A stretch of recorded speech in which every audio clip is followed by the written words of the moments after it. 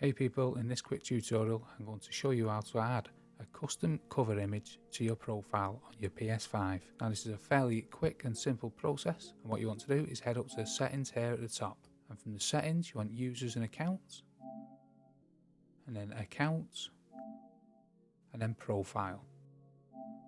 On the profile page you want cover image.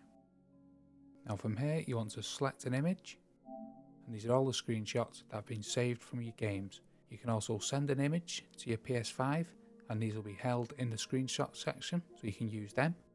You can also select this drop down here to select which game you want to choose from. However, let's just quickly choose this one here and then press select. Now in the bottom left here you can zoom in on the image, you can rotate the image, and you can position the picture where it wants to be focused on.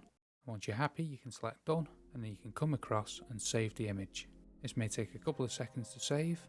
Then you want to press done, and you go back into the cover art. You'll see the cover art there. You'll also be able to see the cover art by going into your profile and then selecting profile, and there you can see your cover art again, and anyone else that goes onto your profile will be able to see your cover art. Now if you want to delete the cover art, you want to come back up to the settings, users and accounts,